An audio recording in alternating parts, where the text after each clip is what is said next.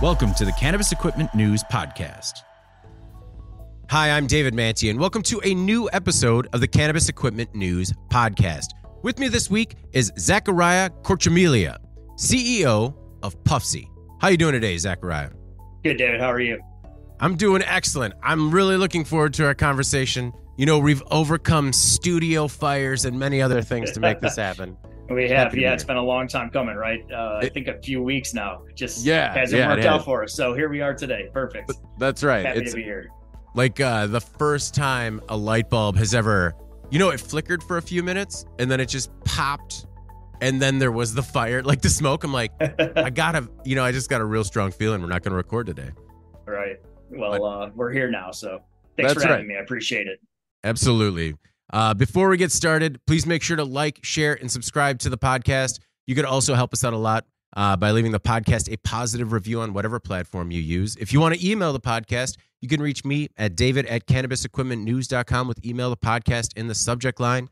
You can also subscribe to our daily newsletters. Make sure you get it delivered to your inbox first. I always like to start with a little bit of background, Zechariah. So how did you find yourself coming to the cannabis industry? Yeah, it's a funny story. So on Friday nights, Saturday nights, we tend to play some board games with some friends. Cannabis is usually involved in that. And, we were in a heated board game match of Catan. Don't know if you know that game, one of our favorites. And it just dawned on me there had to be a better way to consume flower. With my kind of packaging background, I started formulating kind of this idea for a single-serve pod system for flowered cannabis. And that's kind of where I came up with Puffsy. Okay. Why was it that you were looking for more of a single-serve platform for flower as you were playing these games? Yeah, so typically from my background, David, people tend to smoke pipes and bongs, kind of in my network, right? That's typically what it is. Pre-rolls sometimes, but definitely bongs and pipes, right? And I call it glass, smoking out of glass, and that's really big in the industry. From what I saw, there was a problem, right? So a consumer goes into a dispensary, grabs a jar of flour, they have to go home, they have to grind it, they get their fingers sticky, their vessels become clogged, dirty, you have to clean your vessels. And I'm like, there has to be a better way that's just plug and play, right? So that's how I developed Puffsy. And it's a 0.5 gram, all glass pod that goes into our bong attachment, our pipe. And the consumer simply takes that out, puts it into our hardware, pulls off the lid, consumes, and then throws it in the recycle bin and is ready for their next session. So we're selling convenience, and that's what we're really bringing to the market here. Can we call it the Keurig of cannabis legally? So in some press that we have had there that has been stated, and also, David, I don't know if you know this, but the original founder of Keurig, Peter Dragone, is actually on our team. So he is part of Convenient Cannabis, our business. So, yep. Yeah, so we like to say that Keurig of cannabis for sure. Okay, I definitely wanted to get into that higher as well, but tell me a little bit more about your packaging background. Where did you come from? Yeah, so I grew up in the Northeast, Rochester, New York, born and raised, lived there the majority of my life. And I went to RIT, which is a big packaging school.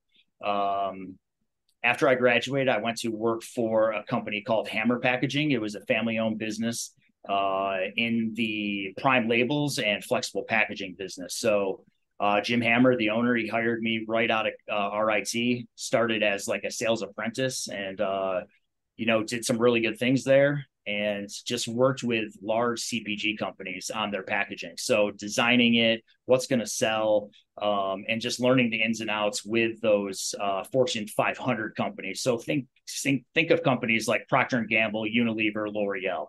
And that's kind of where my packaging experience developed. I live in Louisville, Kentucky now. So once I was done with the Hammer Packaging, I was recruited away for a startup flexible packaging company here in Louisville, Kentucky. And again, just servicing large CPG companies in spirits, food and beverage, and of such. So that's my packaging background. Uh, is this your first shot at entrepreneurship? It is not. So my wife and I, we owned a chain of gyms here in Louisville, and we exited those in 2020. Okay. Yeah. So my second go around in the entrepreneur lifestyle. Yep. Did you get out of the gym business just because of having to deal with the people that go to the gym?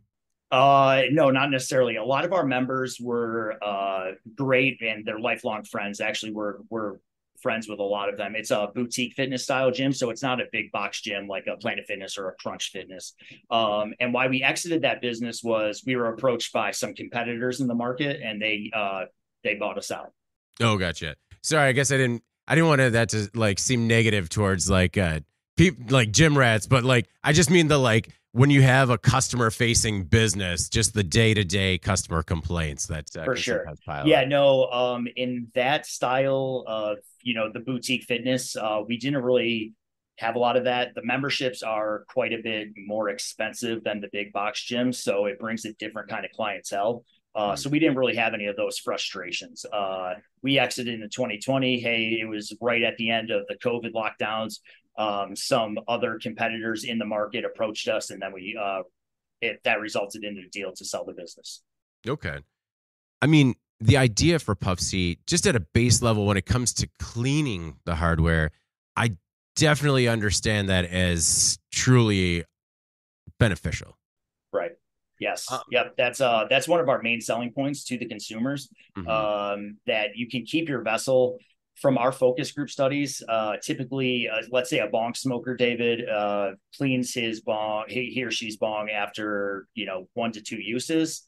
With our bong attachment and our pod, that basically creates an ash catcher kind of apparatus. They can, go 10, 12 sessions without cleaning their vessel. So what was the design and development phase like after you had this initial concept? When you were playing amongst friends, how did you get started? Did it start with a napkin sketch, and then what was the prototyping and design phase like? Yeah. Good questions, David. So initially, it started all from my iPhone, right? I made a note in my notepad, Keurig for weed, right? So, and then I started developing with, just the packaging engineering background I have. Initially, it was a lot of research, right? So what are the pain points of the consumer? I'm not a huge consumer of cannabis, but I know a lot of people that are. And we basically just researched a lot of the pain points, right? Then I started developing, okay, well, what is the average bowl size of a consumer? We found in our research, it's about 0.5 gram. So then after those steps, we started developing the actual pod system. And those included sketches, CAD drawings, and then ultimately 3D printing, and then finding a manufacturer for our pods. Okay. And sourcing those. Were you working with a design firm, or were you 3D printing these prototypes on your own? Yeah, 3D printed in-house, working. All the design work was mostly by me. Once you go to the manufacturing level, as you probably know, there are some manufacturing constraints. We had to change those designs a little bit, but the initial designs are fairly close to what we have on store shelves now.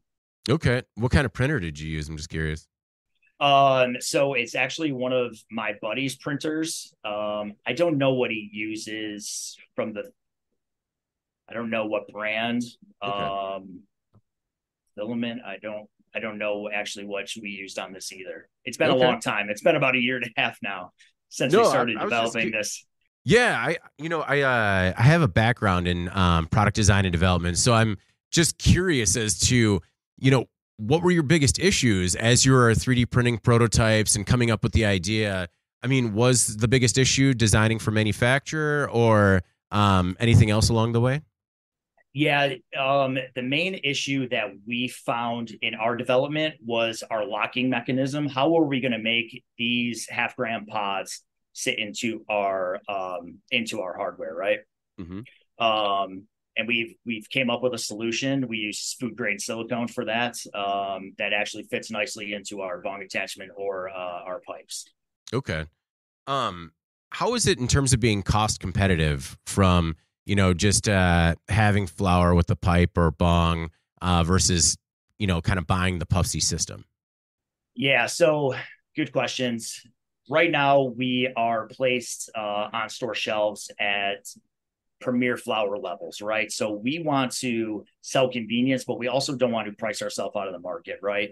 So right now, our pricing strategy at the retail level is to be at or just above the premium flower at whole jar flower. So that's Okay. kind of our pricing strategy. To kind of go through the economics of the business, when I first started this venture, I was trying to create the Puffsy brand and do collabs with well-known brands in the industry. After Peter was brought on board, we kind of took a whole look at the cannabis industry, how fragmented it is from state to state. Peter's good suggestion is, hey, well, why don't we follow the Keurig business model? And that's what we moved forward with. So in California, you can still see our jars on the shelves. However, we are pivoting and we're more of a hardware company now, servicing the brands in the space. So ultimately, what we want our brand Puffsy to be is another SKU for brands to add to their arsenal to sell into dispensaries and ultimately give their consumers. So we see our Puffsy pods with, let's say, a cookies brand. They have a pre-roll, they have a vape, they have an edible, and they have a Puffsy pod. Okay. And that's kind of the business direction that we're at. So our proprietary filling machines, we're leasing those to processors in legal states. Then they in turn buy our hardware, so the pods, the pipes, and the bong attachments, and then they sell their services to those brands. Okay. Okay. That makes sense. Um, did you do any focus groups, or what was some of the R&D just to make sure everything was working as you expected? Yeah, so early on in our venture, we sent out these kind of influencer kits. We wanted just to get, like you just said, basic focus research on the problems, the ins and outs, what could we do better, even down to the grinds that we have in our SOPs for the cannabis going into our pods. So what we did was we sent out. We delivered packages in legal states, mostly in California, for the consumers to test and give us product feedback. And that's what Okay. we did. Yep. So talking about SOPs, how is it manufactured? Now that you're leasing equipment and it's becoming another SKU for brands to embrace, how do you maintain like product consistency just to make sure everything works since you're no longer in control of filling the pods? Yeah, so we worked really closely with our processors and co-packers. I was actually just in Nevada at 2 processors just 2 weeks ago. I'm on the road quite a bit, and built into our leasing agreement, there are SOPs. And when they take delivery of these machines, we have a tech rep or a service rep that is going around to all of these pieces of equipment and making sure they're operating correctly and following the SOPs. Are there any, because you're operating at that premium level, are there any brands or companies that you might not work with just because you don't want it to kind of reflect poorly on the Puffsy brand? Yeah, so right now, initially, yes, that is the case. It is a premium product. A lot of these brands are used to, going to a processor and paying, less than a penny for a pre-roll, right? And then they fill it, right? This is a premium product. Brands are struggling in the cannabis space, right? There's more and more brands, over 2,600 brands in cannabis right now, and it's only growing, right? So we are kind of putting it through a screening process of what brands we want to work with. Yeah. Okay. Well, I mean, that makes sense. You don't want to, a lot of times, particularly with new types of products or new brands, sometimes all it takes is one bad experience and then people move on to something else. Yep. Yeah, for sure. Agreed. Yeah, we're holding that very close to us for sure. It seems like the cannabis industry is particularly mindful when it comes to sustainability and green initiatives. Do you have any concerns with single-use materials or sustainability? Yeah, for sure. That's at the forefront of our business, and that was in my development of this. I wanted to use. People have come up to me and said, well, why don't you use different material for your pods, right? I said, well, glass is infinitely recyclable, right? So if a consumer puts this in the recycle bin, there's almost a 99% chance that this is going to recycle. It's all solid glass, right? So sustainability is at the forefront. Ultimately, we're using for our lidding, we want to use like a compostable lidding stock. So our consumers, we don't see puff seed tags hanging all around, right? But yes, that definitely is at the forefront. We ultimately, part of our kind of scalability or our business program is we want to have a buyback program or a take back program that we want to offer the dispensaries, right? So a consumer buys so-and-so brand at their dispensary, we have a drop-off box there that we take the pods back and they get $1 off their next jar, what have you. Okay. Could they simply be like cleaned and reused, refilled, or would they have to be like fully recycled?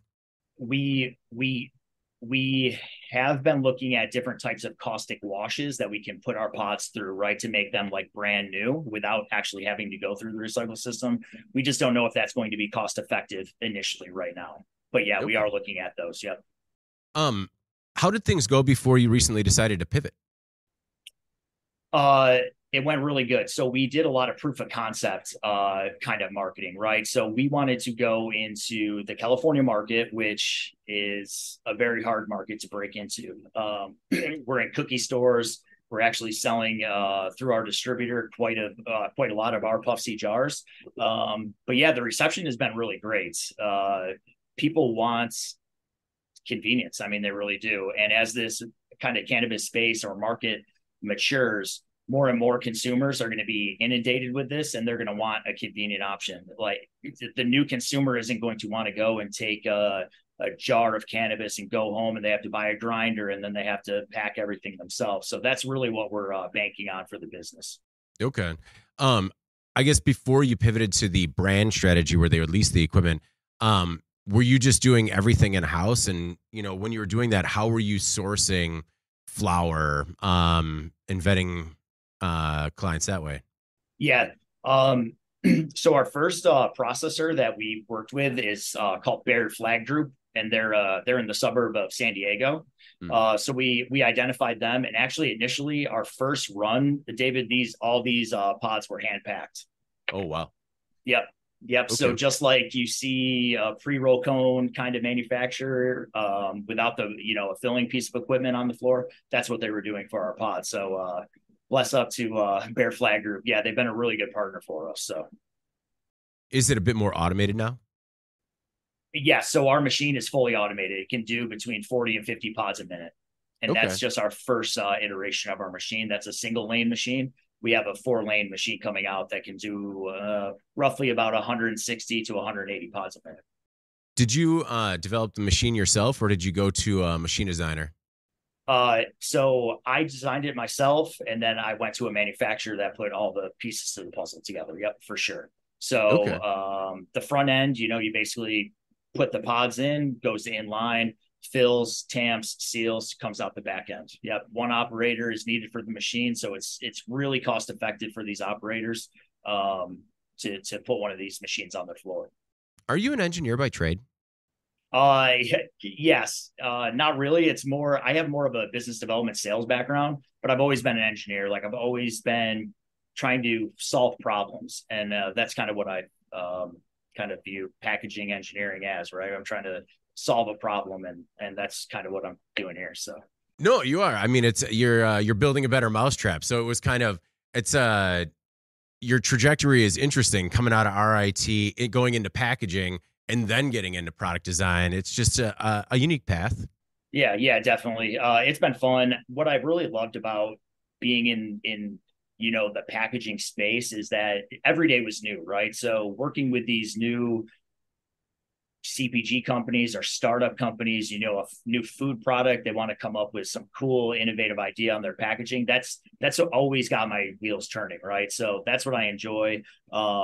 And that's kind of, that's where I found pleasure in bringing Puff Seed to the market. Okay. Solving a problem. So one thing that I experience as a father of young kids also is the anxiety of sort of taking chances now, because it's not just your skin in the game. What was it like launching a new concept, a new business for your family and, with a new son? Or sorry, Is it a son, daughter? Yep, Okay, it is yeah. a new son. Yep, Xander. Yeah, so I went all in on this venture back in October of last year. I left. I was actually working for TIPA. They make compostable, flexible packaging films. Mhm. Had really good success there. Was startup mentality. Kind of been in that startup kind of arena for the past few years of my career. So I got a really good taste of what it's like being, an entrepreneurial kind of spirited company. But yeah, I mean, being an entrepreneur, you have to take risks, and I jumped all in October, and I've really never looked back. I left that company, leaving a well-paying job. The company credit card, everything's paid for, and now it's coming out of my pocket now. So, the risks are there. But ultimately, I think I have this vision for Puff C being a new kind of consumption method in the cannabis space that's really lacking innovation. We've seen kind of the vapes come out where they take flower and they really haven't taken off, and they've been heavily invested in. But yeah, back in October, I just said, hey, let's go all in on this. So yeah, big steps. Yeah. Well, it's have you had any backing or additional investment, or is everything on your own dime so far? Yeah, so everything's personally financed through me. I have one silent partner who's a good friend of mine living here in Louisville, Kentucky. He made some capital contributions in the beginning. But right now, Convenient Cannabis, we are in fundraising mode. So we'll be at Benzinga next month. We've been invited to a couple private mixer parties, meeting with VCs. But yeah, that's the majority of my time right now, David, is meeting with venture capital groups and angel investors. Understood. Understood. It's a different side of the business versus the sort of fun engineering side. You bring the. I mean, I find that's where a lot of engineers fall down sometimes. Is there like they think the product will speak for itself, like this is revolutionary and it'll be word of mouth, and it's it takes a little bit more than that. Yeah, it does. We've proved the concept. People like that. But a lot of VCs in the cannabis space, they've been burned. They made a huge influx of capital. Maybe 2015. They haven't seen their returns. So we're dealing with that. One caveat to that is Peter. He speaks that lingo very well. He's been down this path quite a bit. So he's really been helpful in the venture, in the capital raising part of the business right now. So how has the business changed since Peter Dragone came on board in April? Yeah. So, well, we alluded to that earlier. I wanted to create the Puff C brand, right? Right. And see that on, and then do a collab, right? He came in and said, hey, let's be a non-flower touching entity, right? Let's view us as a hardware company servicing the cannabis space. And it doesn't even have to be like THC cannabis, Delta 8, Delta 10, where you can sell into convenience change. But let's not be the branding side of things. Let's look at this business B2B, and we're leasing and selling our hardware to these companies. So Okay. that's really his biggest input so far, has been changing the business model. And after his critique and bringing that, it really makes sense on why we pivoted to that kind of business model. How did that relationship come to fruition? Yeah, it's funny. I was in LA, and I had just left.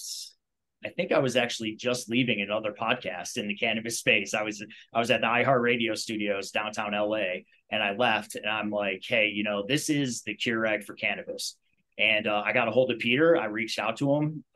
He replied back and relatively quickly and said, hey, as you know, I probably get a lot of these, kind of cold calls a lot. And, but this seems intriguing, and this seems like maybe a category defining product. And we just kind of hit it off ever since. And we've been working together since April, I think April of this year, May. Okay. Yeah. Yep. So yeah, just a cold call email. Were there any of Peter's insights that really gave you pause where you're just like, oh, I never thought of it that way? David, thinking off the top of my head, I don't know. None that come to mind. Or I guess, how has the relationship worked ever since he came on board? Yeah, he's been fairly instrumental especially in this fundraising round. So getting us ready for those big capital raises. We're not doing the friends and family round of, you throw $20,000 in, those kind of things. We're raising $1.5 million right now, looking for 500,000 right now, just to place more machines in these processors, open up different states. So I think that's one of his biggest, that's what's been helpful for me having Peter on board, is he speaks that VC lingo where I've never dealt with the VCs and board members and, the ins and outs of that. So he's been really instrumental in getting us prepared for the fundraising. Are your equipment operations in Kentucky? Equipment manufacturing operations? No. So we manufacture our equipment out of China. Oh, okay. Okay. Has there been any quality issues, or how did you find a Chinese manufacturing partner that kind of fit what you were looking for? Yeah. If in my experience so far in convenient cannabis, working with the Chinese manufacturers has been really great. They're easy to work with. They really will help any way they can. So initially, we were looking for a machine manufacturer that had some, I guess you could say clout, right? That they've been doing similar types of machines, let's say servicing the coffee industry. That's kind of where we started, right? So who's making kind of pod filling machines for coffee? And we reached out to them, did our due diligence that way, WhatsApp time calls and all that. That's kind of how we kind of did our due diligence on solidifying a manufacturer for our machines. Yep. How is fundraising or the funding efforts, how is that going so far? Are people drawn to the new product category? As you said, some people have been had some issues in the past or been burned in the past. So what is it about Puffsy that's, really bringing people on board? Yeah, so we've had really good luck attracting some large VC firms, both in the Louisville area and Chicago, and other big cities, Cincinnati. I've had 3 meetings last week with VC firms, more follow-ups this week actually with those, and then more on our calendar, right? I think a lot of these VCs are looking at this business at a scalability standpoint, right? So they see what the pre-roll did to cannabis and convenience, right? They understand that people like to smoke out of glass vessels. They see that this is a better mousetrap for doing that, right? So we have been able to attract some really good VC attraction. So we've been having meetings. Like I said, I think the scalability, they see that this could be a SKU in brands' arsenals that they could, market well, even from a hardware perspective, David. So like, this is just our Puffsy bong attachment, but we can do all different shapes. Think of like a big brand in cannabis. You could do like an alien head, right? Or something like that. So the branding is there as well. So, that's why I think they're attracted to it and the scalability, right? So once we can churn out pods at 160 a minute, there it goes. How would you describe launching a new product category in cannabis? Just because we've seen some other attempts and successes and failures, how would you describe the process? Long. Being in a business to business kind of transaction business before, David, that really helped me, right? So I've been around filling equipment the majority of my career, right? Going into all these co-packers for various different products, liquids, foods, what have you, right? But launching a new product, man, it can be tough. And if you don't have those kind of skills in your toolbox already, that can be difficult for some. For me, I think the hardest part was finding a co-packer initially to hand pack our pods, right, for the proof of concept stage. And that's what we found in Bear Flag. They were a really good supporter. What are some of the other issues that I've encountered? It's a new product, and how many times I've heard not people that aren't in the industry, but people in the industry, which I kind of found it odd. well, how do you use the product? Like how, and I'm like, well, it doesn't take a rocket science. And I mean, we have it printed on the back of our jars. Right. So that was like one of the issues. It's just a new product. Right. So you have to really dig deep and get the feedback from your consumers or your test markets and understand what their pain points are, what they love about it and what they don't like about it. And then you kind of just build off of that. But yeah, initially it's the proof of concept was the hardest for me with industry people, right? People that are in the industry. It's like, well, why do we need another single serve or convenience item? We have a pre-roll, right? Or a vape card. And, I have numerous arguments against both of those things, right? Vapes, as we see, they're becoming health issues, right? So that's not a coincidence. Distillate labs are really gross. I've been into quite a bit of them. And then the pre-roll, right? People don't like smoking joints. I mean, you waste a lot of flour. Typically, brands and processors aren't putting premium flour into their pre-rolls. So, you deal with those aspects with those. With Puffsy, we're actually using a high quality flour to go into our pods. When it comes to availability, what markets are you in right now? Just California, and we're opening up Nevada probably next month in September. Okay. And is the plan to go nationwide?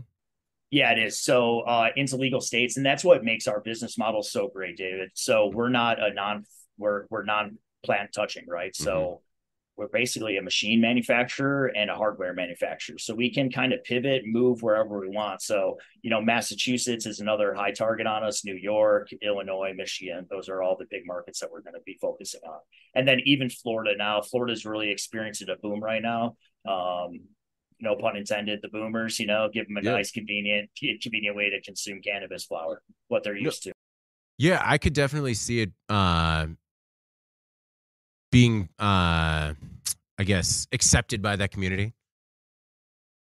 So, and you said legal states. So, are you guys kind of moving away from the Delta 8, Delta 10, like where there would be availability in not legal states? So actually, before last week, we've thought about that, but that's a new kind of avenue we're exploring, right? For like C stores, right? So if a brand's in C store, hey, we give them this cool new product to play with and convenience, right? Actually, that was presented by a VC firm. They're like, oh, well, this is so great that we can go into C stores, right? And with our products. So that was actually really hampered down with one of the VC firms we met with last week. Okay. Well, it seems really exciting just that you have so much changing day to day. Do you have any marketing efforts in California, or is it all kind of word of mouth guerrilla marketing right now? Yeah. So, we partnered with High Rise. They're a big cannabis, marketing company based in LA. Aaron over there is great. He did our initial marketing for us, and that was like mostly content, right? And then we really focused on IG.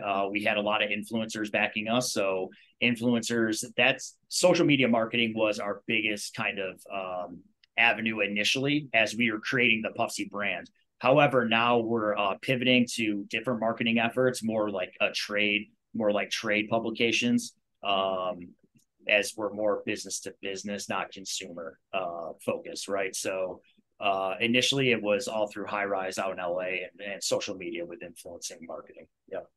How'd you come up with the name? Puffsy. I don't even know, David. I just I'm like Puff and C, like Puff C is like, the Puffco has like a cup C. So I saw that. Puffco, right? I'm just thinking Puff C, right? So you take a Puff C pod. Yeah, just a little Puffsy. Yeah, just a little Puffsy, right? Well, for the cannabis equipment news audience, it is a B2B audience. As a trade publication, is there anything else that we might have left out? Anything in particular that you want to make sure cannabis equipment news and our audience knows about yourself or your company? Yeah, I think, David, I appreciate you having me. I think if a processor co-packer in a market is looking to add a new product to their arsenal that they can sell to their brands, that's lucrative for them to bring this machine on board, reach out to us. My email is zach@puffsy.com. I'll be available, to talk those things through and maybe get a machine placed on your floor. New things coming out is, we're in talks with some really significant brands in the space. So keep an eye out for, our pods in different brands, kind of arsenals, and being on store shelves soon. Definitely California and Nevada. So what kind of ROI are companies looking at? So with our single lane machine, greater than $250,000 a year in EBITDA, just by having that machine. That's at about 2 shifts, 5 days a week that they can make. Yep, for sure. Excellent. And that's just on the machine filling. From a pod perspective, they have an opportunity to grab more margin there too as well. Excellent. Well, Zach, thank you very much for taking the time, man. I really do appreciate it. And, I'm interested to hear more about how things go as you're meeting with more VCs and you're out in the industry and people bring you on board. Definitely. Yeah, I appreciate it. We'll keep an open dialogue. I'd love to be back, after we get some more machines on the floor and you can start seeing it at every dispensary. So that's what we're looking forward to. So is that how you met our mutual friend that told you to reach out? Was that because were you using their equipment to fill the pods? Schulte Hammer Mill, Dan Horowitz. Yeah. Funny story. Dan and I both went to RIT together. Okay. I remember Dan from like freshman year chemistry, and I'm like, I don't like that guy. I don't like that kid. Jim Hammer hired us both at the same time. He wanted just fresh out of young bucks out of college, and he hired us together, and we've been friends ever since. Dan Horowitz and I, yeah. But yeah, it's funny how he was in the consumer packaging kind of business, right? With me, he stayed at Hammer quite a bit longer than I did. I was only there maybe 2 years, and then I left. I went, I moved to Louisville. But yeah, and then we both found ourselves in cannabis, him with Schulte and now me with Convenient Cannabis. So yeah, Dan said to reach out, and he, love to have you. And he knows about our machines, and he's been following our journey ever since. And we talk almost weekly now. So it's that was a good intel. Well, that's really cool. And one thing I have noticed, I ask a lot of people about this as they've come to the industry, is that cannabis kind of gets its hooks into you. So, are you in cannabis and Puffsy for the long haul, or is it sort of, once you get Puffsy up and rolling, on to the next? Yeah. So my entrepreneur brain, David, I already have some other ideas. One maybe in cannabis, a couple other non-cannabis. That's just kind of my nature, right? So I want to build things,